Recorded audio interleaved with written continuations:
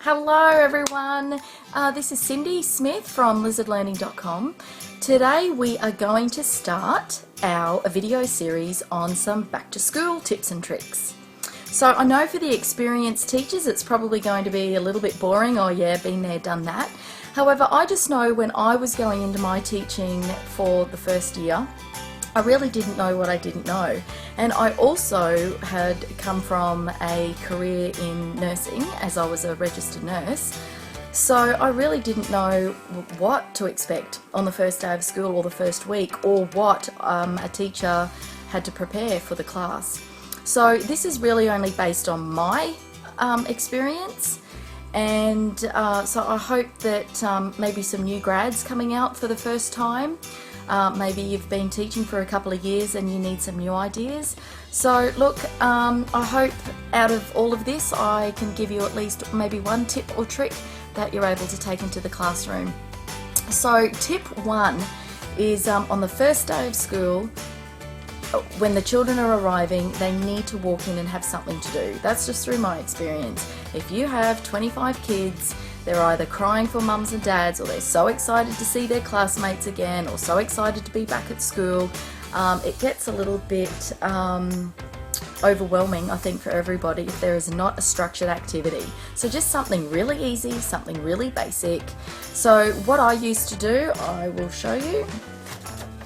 I used to do a placemat, and it was just a little colouring in activity.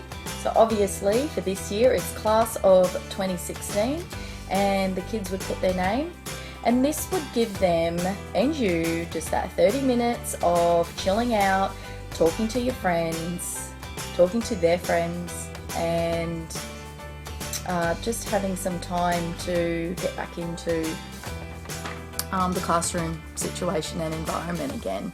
So it also, I mean, you've also got their school bags that are absolutely chockers with all their school books. So that's the first thing. They get to have their colouring in pencils out. They get to sort those out. They get to colour that in. So what I would do at the end of the day, I would take that home. I know, weird, isn't it, considering we only work 9 to 3. But I would then take that home. I would laminate it.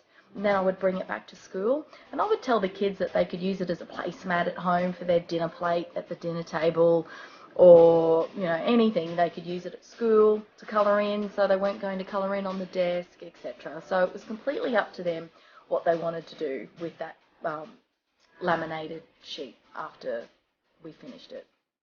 So I even run into kids today and they still mention that plate and that they still have it, or that placemat and that they still have it. So now I actually have that over in our freebies. So that is www.lizardlearning.com/free-resources. So you don't even have to create it yourself. So our wonderful Sue has created that for you.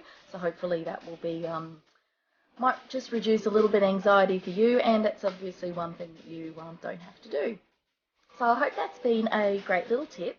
Now keep tuned in, because there will be several other tips. I don't know, I want to try and get 10 tips in by the start of the school year, but we'll see how we go.